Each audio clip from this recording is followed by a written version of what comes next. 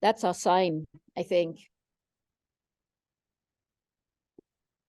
Okay, welcome everyone in the first bit of the afternoon of this conference day. And we start with a panel named Archives Under Construction.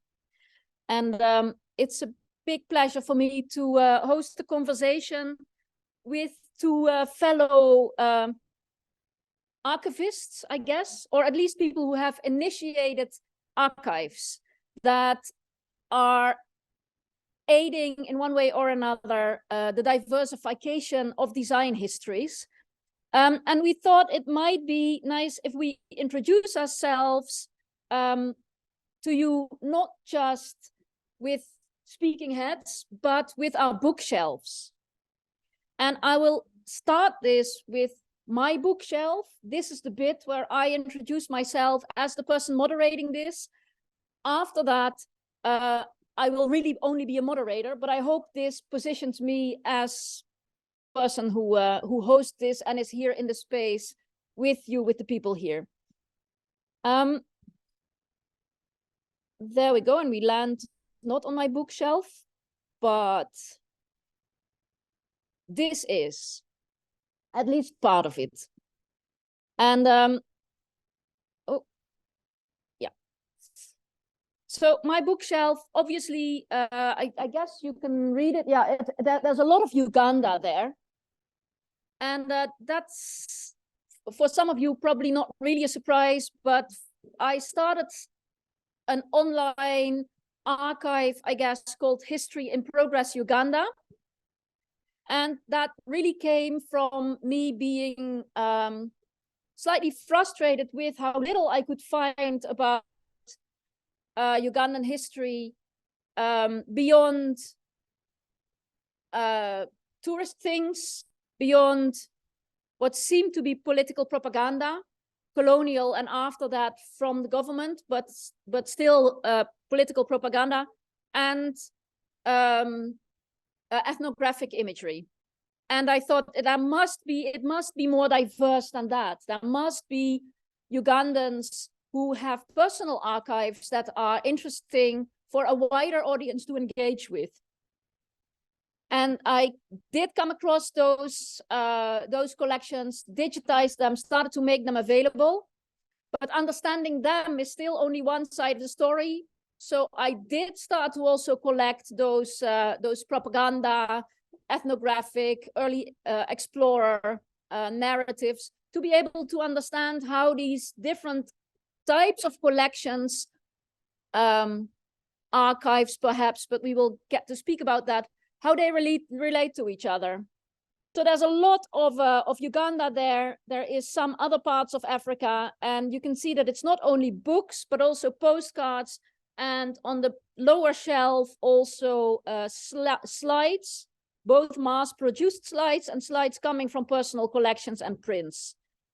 So I try to navigate through all those different materialities as I learn more and more about Ugandan history, and try to not only keep the learning to myself, but share it with other people, of which this conversation is one little part. So the next bookshelf is Annamaria Kucherenko's. Could you tell us about your bookshelf, Annamaria, and with that about yourself? Yes, hello, my name is Annamaria, and I'm doing Archive of Forms project. I live in Kiev, and I'm from Kiev, Ukraine, which is actually a very important part in constructing my archive. So this is a really small part of my bookshelf and a really small part of my archive. As I started doing it during COVID-19, when most of the archives, libraries were closed and all the institutions were closed, and the only resources I had were online. So when everything is closed and you don't have borders for your research, and everything you can find on the internet is something you can dig in and archive, etc. But on my bookshelf, most of the time, all the books are connected to Ukrainian history of art, architecture, and applied arts. And Archive of Forms is actually a research-based project, but in a non-conventional way. And it explores images and object structures and makes the depicted objects on the image, or better say, depicted form of the object on the picture evocative. So when I will finish this bookshelf small presentation, we will see the Instagram I'm doing, and I will tell a little bit more about it. But yes, this is my collection of books, and most of them are about Ukraine, because Ukrainian visual language for me is more understandable. But I still see a lot of parallels between different cultures and between different periods of times. So all those bookshelves were bought in bookstores that specialize in specialized literature.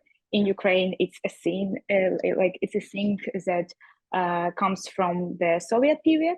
So they sell really, really old books, and maybe the information in these books about art, ethnography, etc., is not new, and you can't use it in a scientific way, because I'm art historian and all the information from Soviet time is very influenced by the regime. But you can use the images of things, of different objects that right now can be even destroyed, or you can't find it in the museum, for example, due to the really hard history.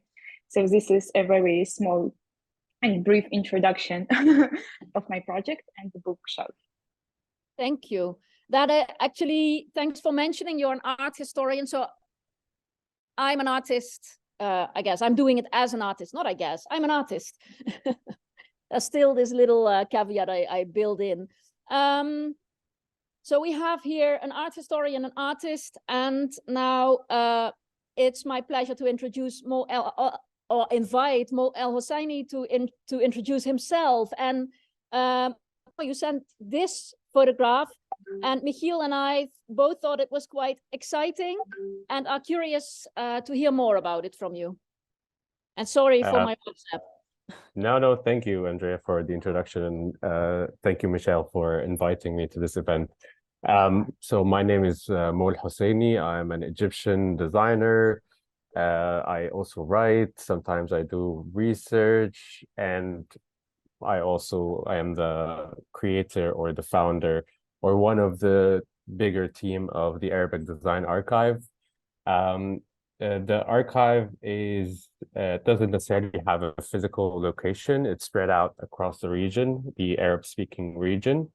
Most of the team members are somewhere between Egypt, Lebanon, Morocco, Palestine, and sometimes Tunisia and other neighboring countries.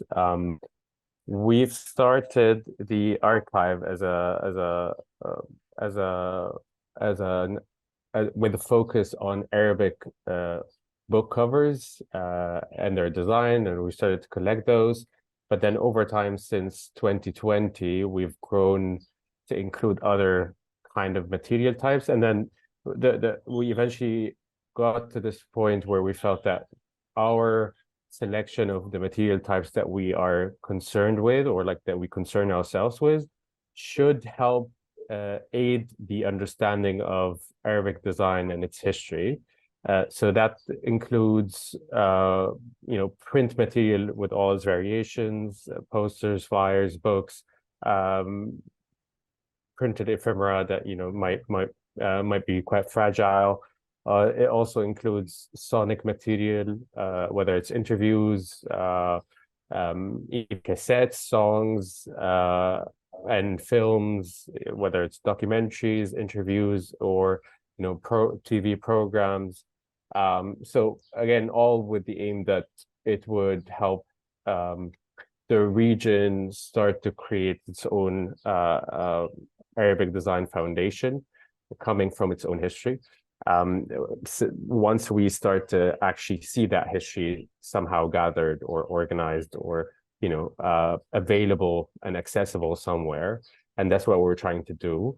The image is, when you ask me to kind of choose an image that would somehow encapsulate, you know, the project. I've always had this metaphor of our own history, like, you know, Arabic speaking world, as somehow a little bit pixelated. And that includes, you know, like lack of information. Like pixelated images are usually low resolution and they are low in information. So you can't really get much out of them, but you can kind of see them. And that has been always my feeling towards my own history.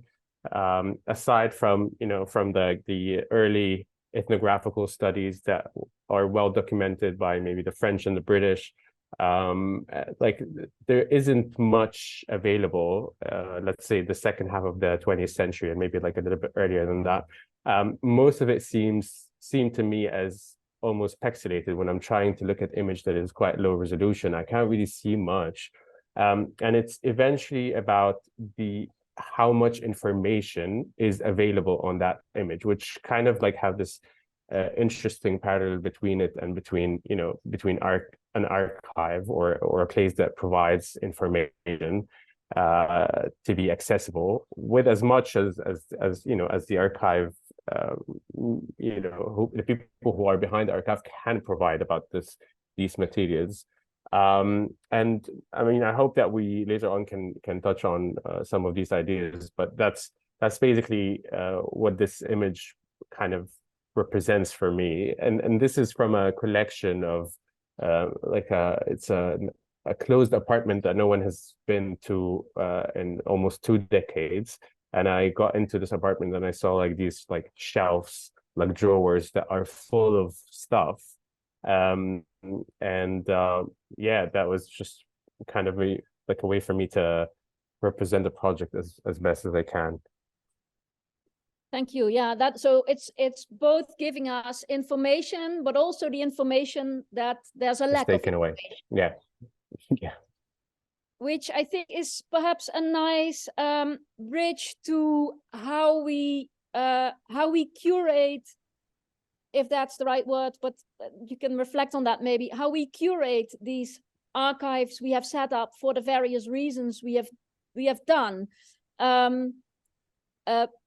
Because one of the things I noticed while preparing for today and going through the Instagram page of Archive of Forms, by all means, start browsing yourself, perhaps as a multitasking gesture. So you have a sense of more of what's there.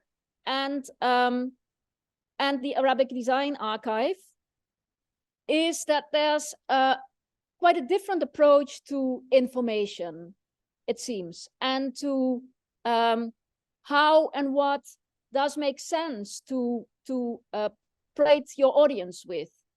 Annamaria, is that something you would want to pick up on? And yes, tell me if I move to one of the other images that you shared with me. I think that this one for now is perfect.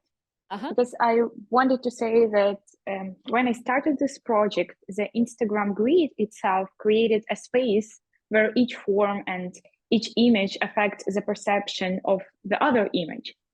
And as I started talking, that when I started doing my archive, everything was closed, and it was very hard for me to study, to do anything, because all you can do is sitting online and looking through like all the images and pictures on the internet, all the PDFs and scans of old books with the images. So you have to work with them. And for me, like, I think my archive, it has sort of an artistic approach, because I'm trying to study this visual language of different objects and how they influence on each other.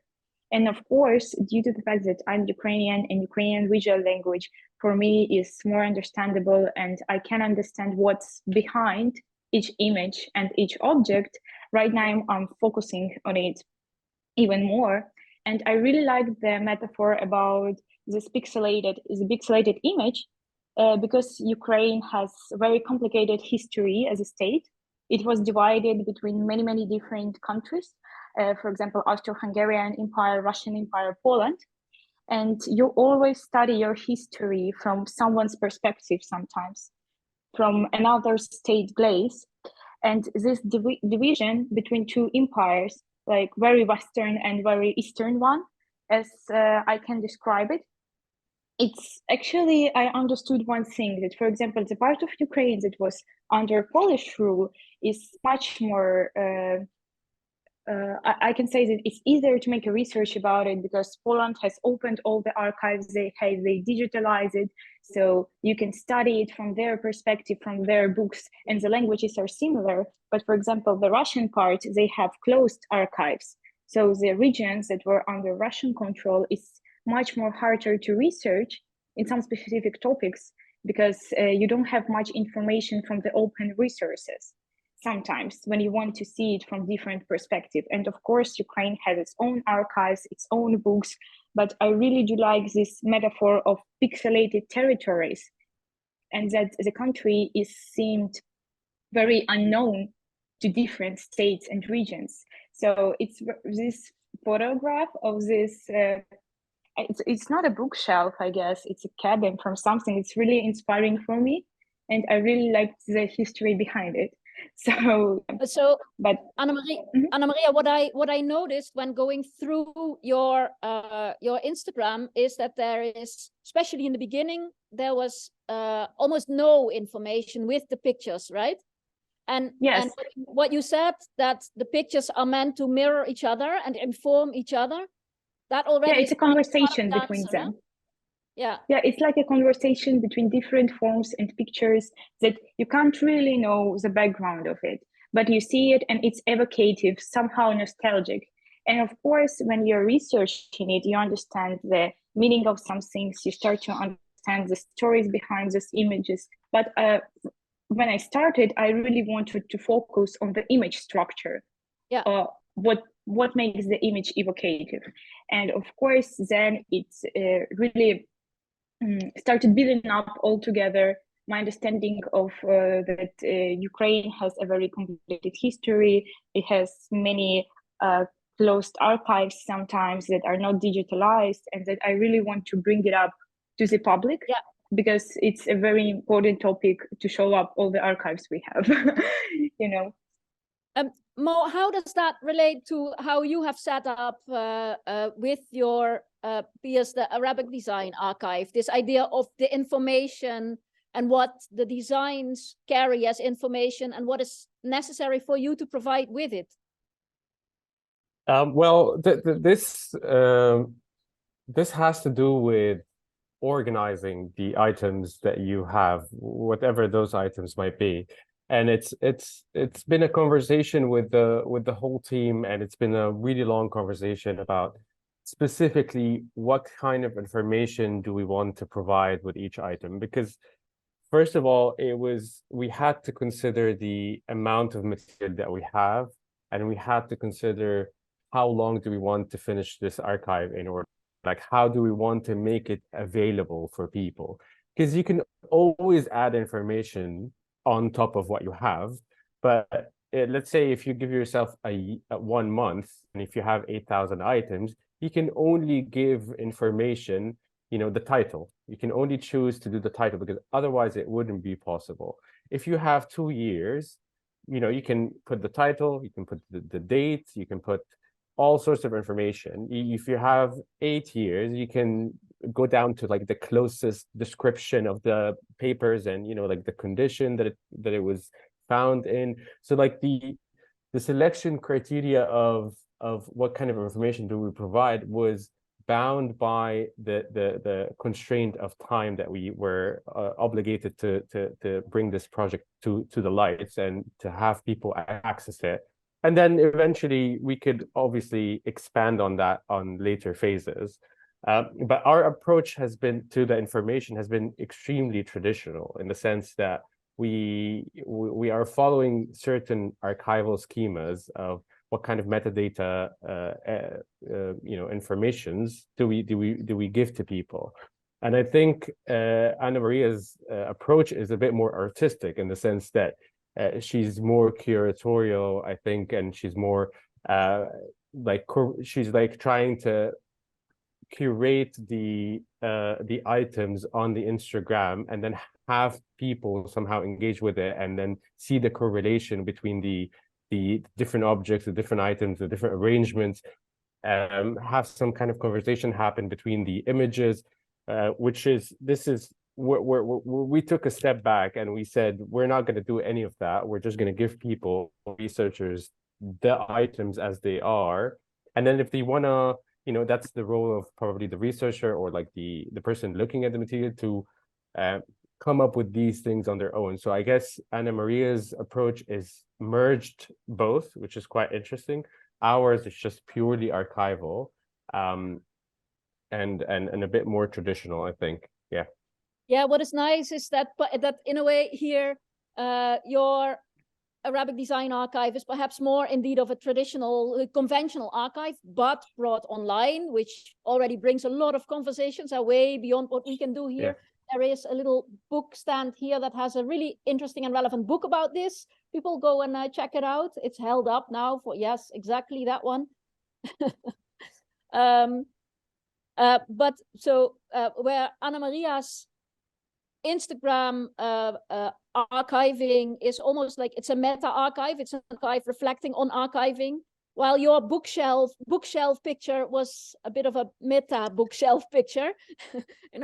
Not literally doing the bookshelf, but reflecting on it already in the image and on this idea of information. What I myself have found in my efforts with the Ugandan material was how initially I didn't give information where there was no information.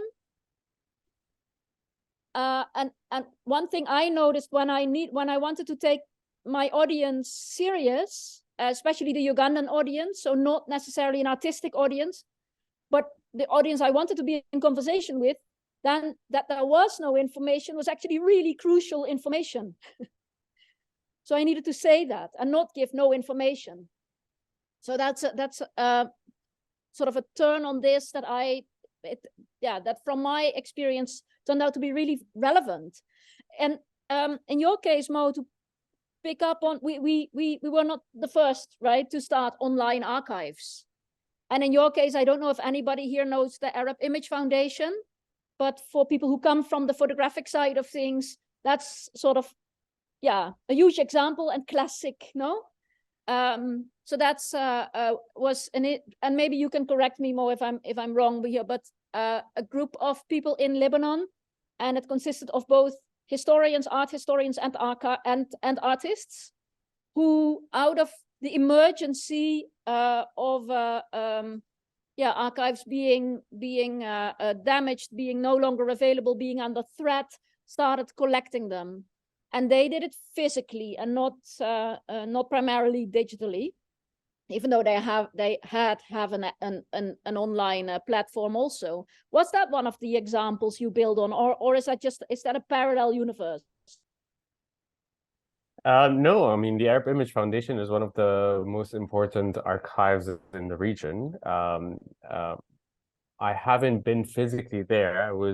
I almost went and visited last year. But I know them well, and I know how they worked, and I know how they developed. And of course, when we were building our archive, we had to look at all the examples that were available so that we can learn as much as possible, so that we can try to avoid the issues that these people have faced, because they've also built things a little bit earlier than we did, so they faced slightly different challenges, but some of it was similar and some of it will overlap. But they have I would say, they have the advantage of providing both the physical items and as far as I know, they have had a digital archive, but it's currently suspended or not available online. And I think they're working through to bring it back, but they have this advantage, which we currently don't have. And that's not something that we don't, maybe this also gets us to the idea of materiality of the archive. Yeah. I think maybe that can come in here and it can relate to what we're talking about. I think like materiality, as I said, it's one aspect of the items. The physical information is one aspect of the overarching information about the item. You can have so many information provided digitally that would be available in the physical space, but they wouldn't necessarily, like, let's say the physical space wouldn't necessarily allow you to view items in the same way that the digital archive would. There's a totality of viewing experience that is not possible necessarily in the physical archive. You can't look at 100 images at the same time. So we know that, again, I think we know that people have a role to play with the archive. The archive, if they are not engaged with, then they're not really there that much. So part of what we feel people should do is take what they can from the digital archive that we have, and then they can go on and do their own thing, depending on what they want to do exactly with the material. They can go and seek it out themselves if they really want to get to the information that is necessary to them. So like the Arab Image Foundation was a great example. The digital platform that they had, I personally have looked at so many times before we actually constitute our digital platform, and it's been a great learning experience. Yeah. There's in every answer you give, there is so much to go back to. So I hope we have time for that. But to pick up on this and go back to Ukraine, Annamaria, were there so there's kind of two things. No, one, were there examples that you built on in setting up the archive of forms, and the other, what do you hope to achieve, and how do you hope to prompt the people who look at your archiving in public to actions of their own? So for me, first of all, the archive of forms is like a starting point for people to develop more, to research more about certain things. So it's a point when they can meet Ukrainian culture in a very non-conventional way too, because I guess that a lot of Ukrainians still don't know all the visual language and visual layers we have and how complicated everything is arranged here. So I want to show it by putting together different images, different things, different genres and materials, different forms together, just to show the unity of everything. That's the first point. And the second, I can say that I think Ukraine is making a step to digitalize the archives and to make them open and to make them accessible to everyone, because it's a very important point in social life of people too, when you can come to the archive all the time you want and pick up a topic and find something that you need. But in my opinion, the archive I'm doing, it's more people who are working in design, etc., or any other visual jobs, visual work, if we can say the artists, because I personally can see when people are reflecting to archival forms when they are doing something in Ukraine in the community. And that's another topic of collaboration, like between the archive and what I'm doing, between my research and people who are doing material things, material work like jewelry, I don't know, clothes, etc., furniture either.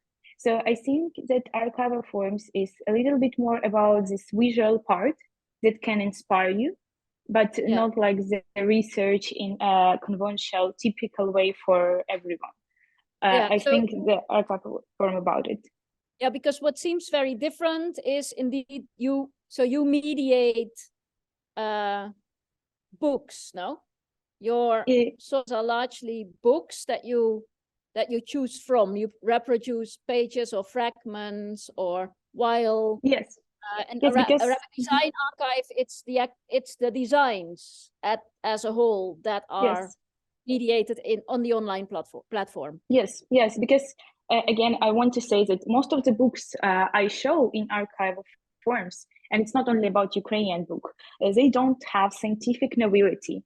So if you are a scientist and you read those books, you can understand that the information there is very old for the research. And I personally own a lot of books that in the scientific way, they're very, they don't have this novelty. And information there is old and it's sometimes useless if we talk like very raw, but they carry a unique image source, which for me is most important, this unique image source they have and image that they publish there.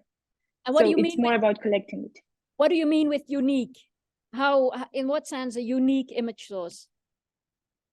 I guess it's because due to the fact how the image is located on the page, that's the first thing.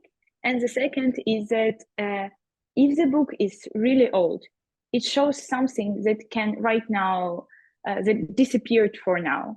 For example, if it is made from wood or if it's a textile, for example, those materials, they are very tender and sometimes they don't survive till now with their 100 years. So for me, it's about finding and saving those images and use them as image source too, and just to research the image structure of itself also, which is another part of the work. Yeah. So speaking about this in the context of a symposium or a conference called Layered seems very appropriate, huh? Because you are also very consciously dealing with all those layers. Hey, and it largely leads to black and white pictures. Is this something worth bringing up of those files you shared, to then maybe after that move to the necessity of this specificity we build in, and where that specificity is in forms or in graphic design or in national or regional narratives. But first maybe the pictures you shared, Annamaria. I'm going back to sharing my screen. Which one of the two would you like to? Because this one is explicitly a fragment of a book, right? Maybe this is cool. But you zoomed it very, I think. Maybe you can zoom it out a little bit because there is a jewelry piece on top of the book. And it's actually another topic I wanted. Yeah, this is actually the really nice example of what I was saying about the collaboration. And that archival forms is, for me, like as a person, I'm not doing any crafts or design. I'm just collecting information and arranging it. So for me, it is very important for the images and the artifacts to be materialized and resynced in different fields. And this is, for example, my collaboration with the jewelry house, with yes. So this is from the book about graffiti of the Saint Sophia Cathedral in Kiev, the graffiti that were made in 11th century. That most of the time people see it as a source of information about written Ukrainian language. I saw that the forms of those letters, they have a very artistic approach, and that it actually can be used as a, I don't want to say an inspiration, but just as a source of the visual language that can be used in the jewelry, for example, in that case. That's why for me, for me, the collaboration in that point is very important for my archive to be materialized in some way. So you can find that it's not the typical archive where you can come and see a book, but you can hold an object that was created hand to hand with someone who shares the idea, etc. So, and again, when we were creating it, it was in summer this year during the full-scale invasion.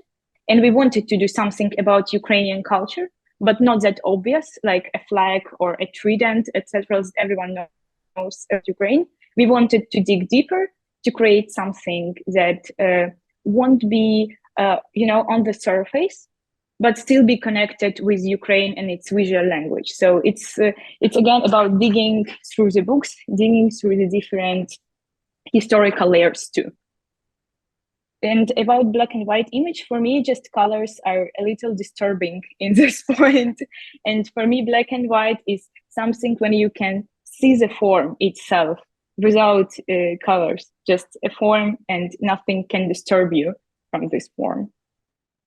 Yeah, thank you for making that clear. Even though on your Instagram there are some color books, yes, but the most definitely it looks like the color is also a preference, and this explains why. Hey, if I compare your two ventures, then it seems, Annamaria, that in your case it's more about the distribution of these forms, while Mo, in your case, there is also preservation as a point on the agenda, isn't there? Yeah, I mean, preservation is inherent to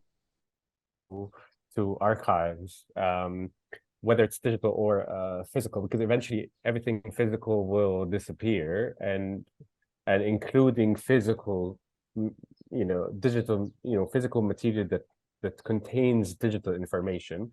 But so like the advantage also of digital archiving in terms of preservation is that it somehow protects the physical item, or like the information about that item, from the physical dangers, if you want to call it, of it being deteriorated, or of that, like fire, water leaks, anything that can affect the physical items itself. And then if it's affected, it's gone, and it's gone forever. And if it's the only unique item of that specific thing, then it's probably gone forever. And I'm pretty sure like there's so many things that already is gone that we don't know anything about. And that's why digital preservation, I think, is not very superior than physical preservation, at least in our region, because our region is the physical archive is almost constantly endangered, in the sense that like whether it's like state archives or maybe private collections that exist in people's places or people's houses, which is often not preserved well, or like it's not handled properly. And the state archives, they don't necessarily, as Annamaria said, I think it's the same in Egypt as well, they don't really allow access to it, and we don't know what kind of condition it exists in, if it even exists. We don't even know what kind of material exists. So in that sense, digital archiving or digital preservation is a lot more accessible, and for me, it's more appropriate to our context than physical preservation. Yeah. And then I think there's something to be said about the kind of threat of archives, specifically maybe in relation to Ukraine and the current condition of war. But before we maybe touch on that, Mo, yours is the Arabic Design Archive. There's also the Arab Image Foundation. Well, this morning, and so also in relation to Annamaria's and my efforts, there's this national narrative. No, we heard this morning Congolese, we've heard Bulgarian, we've heard a few more. Anyway, these are now on the top of my mind. So why not Egyptian Design Archive? Why does it need to have this regional focus? It's maybe well, I don't think obvious, it's regional. Huh? No, it's not too obvious at all. I think it's not regional. Arabic for me is sparkled all over the world. I don't think it's necessarily like a geographical region, and it's more about the language, I think, and how that language unifies and different people from different places connect with that language, and then they find some kind of commonality between themselves in that language. So Arabic is because the Arab world have always had this relation, like this strong relationship to its language, and this almost like almost depending on it and relying back on their identity. So I think the the idea of trying to connect or like to encapsulate or to include anything that is Arabic is trying to say that there is a plurality of being Arab, and we want to see this plurality in next to each other, and then maybe we can learn, because at the end you can kind of identify it easily, I guess, when you look at it, and then it's somehow like a learning mechanism to include more than just one national like design practice. Yeah.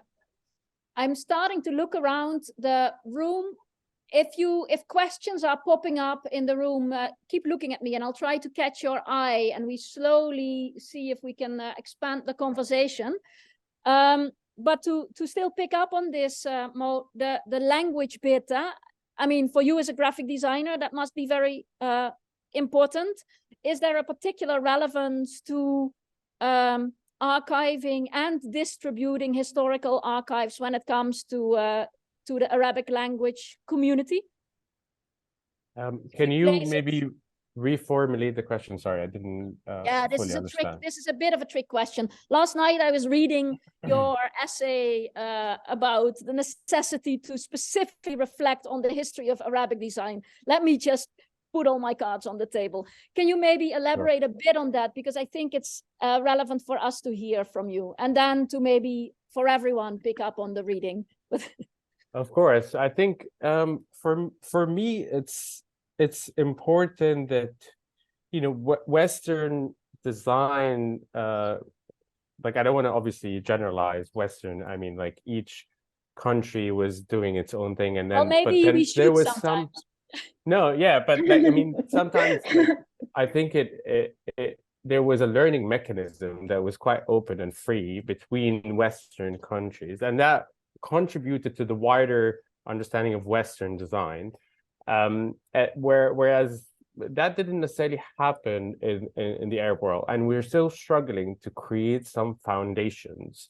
So what I usually refer to is that we should be 100% focused on Arabic related design and trying to create this foundation, so that in relationship to the world, not just the West, but also like the East, you know, like I'm talking about the Arab region, but that is like a whole different world out there.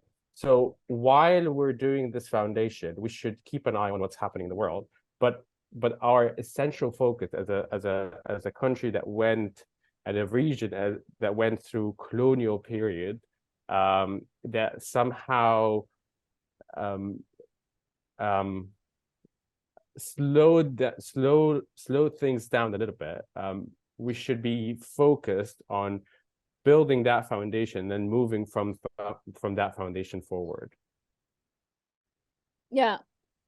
If we link that, thank you, Mo. If we link that to Annamaria, is the recent developments, let's say, in Ukraine, how does that relate to what you're doing? Has that changed it? I mean, you already spoke about the very specific circumstances in which you started, which was COVID lockdown. But since then, history has taken quite some turns, of course, around you. How does that relate to what you're doing? Well, I can say that now, due to the situation, due to the full-scale invasion, a lot of institutions are closed in Ukraine, in terms of that they're, for example, all the museums, most of the museum collection, they hide it or in the basements, for example, in the shelters, so you can't see them, or they're not even in Ukraine. They're in the different countries, so we can save our historical treasures and cultural treasures. In terms of archive, the thing is that right now a lot of cultural processes are stopped to the war, because there is a lack of money, etc., and everything on the governmental level, of course. But still, for example, in Odessa, the Museum of Art, they created a digital archive of the works and photographs and documents. And for me, it was very surprising due to the fact that it's very hard to work in archives now because you need a lot of permissions and you need to go there, and they don't have a lot of equipment to use. You know, they don't have a really nice big scanner that you can use. Sometimes they can't give you the original text or the original image because it's in a very bad quality materialistically. And I can really relate to the danger in this material that Moa was talking about, that a lot of the objects, they are in danger. And I really felt it at the beginning of the full-scale invasion, because I was thinking that my bookshelf is staying in Kiev, and me together with my hard drive is leaving Kiev. And all my books are scanned on this hard drive and not every page. So I felt very emotional about it, that the material things, they can be easily, they can just disappear. And sometimes they're disappearing, but everything stays online. That's why I think for me, the development of online archiving became a very important topic, a very important thing. And I'm thinking about it a lot due to the fact that right now in Ukraine, it's a really, it's very dangerous to leave important documents, important art pieces, for example, inside the country. And the only way we can reach them is by viewing them on the screen. So it's very, if the question was about it, if I didn't misunderstand it. No, I think this is, well, it's quite a striking picture, this me and my hard drive, which I recognize in a very different way as someone, you know, who has, I'm always in two places, or it feels like. People who follow me online always also often say, oh, I thought you were in Africa, because a lot of my posts are still about the work I do elsewhere, even though I'm here. So there's the me and my hard drive gets another kind of connotation. How do you see, because you've already spoken about the collaborations that have happened and are currently happening, or, you know, I have seen, again, by going through what you're doing, that it's very active. Where do you ideally see this going?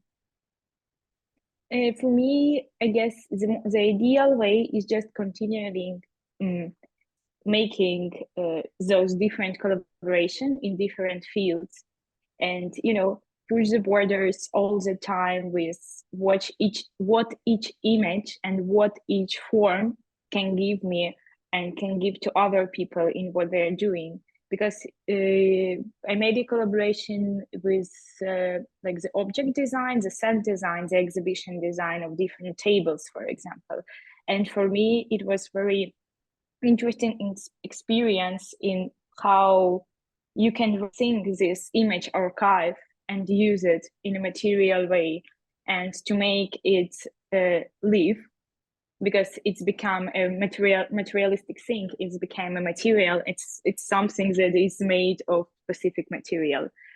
So, and also, which is a very, for now, for the last year, even I can say, it became a very important for me in terms of broadcasting Ukrainian culture and making it more popular and making Ukrainian voice stronger. And as a person who is related to the archiving Ukrainian images, Ukrainian cultural background, I think that those collaboration gives me more opportunity to make Ukrainian voice louder, which is for me right now is a topic number one in everything I'm doing that is related to the archive, of course, to rethink our history and to show that actually in people all over the world, they don't know a lot about Ukraine, and we are trying to change this situation, and this collaboration are changing it too. I think. Yeah. And there's at the moment, of course, such a strong dominant narrative when it comes to Ukraine connected to only war. That is another, yeah, that still reinforces what you said before about the urgency to do this. Hey, Mo, maybe you could, when I look here at the people sitting across me, I made a photograph earlier that I'll share with you later, so you see what it looked like for me. But they are mostly graphic design students, by no means exclusively. But you being a graphic designer, could you for a moment maybe address them and inspire them to pick up something from the narratives that you've shared together and your personal experience doing this as a graphic designer? Sure. Well, since I started this, I've always approached it as a designer. I've never really approached it as an archivist. I sort of picked up what that means by engaging with archivists throughout the process. But even then, even when I've actually known exactly what an archivist does, I've never really wanted to be an archivist. I've always wanted to still function as a designer. And it was basically, it was just like a trait that all designers have. It's curiosity. Yeah, you froze you for a moment at the crucial moment. It was just like, and then the crescendo. Okay, so it was basically for me, it's always been about curiosity, which I guess like all designers inherently possess this trait. So even when I work with archivists, my input is always from a designer's perspective, and it's always super interesting. I guess this is like, if you have a designer in an archive, or like in the construction of an archive, that could be a really valuable thing, because initially it's about organizing and making sense of information and data and materials and all of that that the archive means. So I've initially wanted to build that foundation, or like to build that historical material to be accessed, because I initially wanted to see those materials myself as a designer, and then maybe use them as, in my practice, as an inspiration, as, to do research and to write about it. And the more I engage with it, the more I started writing more, the more I started doing my design practice have shifted slightly from, I would say, like, because like most of my generation, we've been most of the education that we've received was Western, based on the Western curriculum. But since I started this endeavor, I think my practice have shifted towards a more, I guess, experimental approach, and trying to, play with these elements that I was exposed to all the time, and trying to make sense out of them. Yeah. So in a way, it is to connect your curiosity to what has already been made, and then question that critically, and then archiving or well, the kinds of archival gestures that the two of you have initiated can be part of that. Maybe not everybody should do it. Then we get a whole definitely not everyone should do it. If someone else is doing it, I would say join them. Don't start from scratch. The powers that be. Absolutely, I agree. So if something like this is of your interest, first look around what is there and whether you could join. And if not, then you can also always still consider setting something up yourself. I would anyway encourage people to follow Annamaria and the Archive of Forms and Arab Design Archive as a way of staying informed and going through what you post and the links that are there. And then I think I would like to thank you very much for everything you shared with us. As I already assumed when we had our preparatory meeting, we could continue for much longer. And I hope that in one way or another, we will beyond today. But for now, thanks very much. And we will continue with the program here.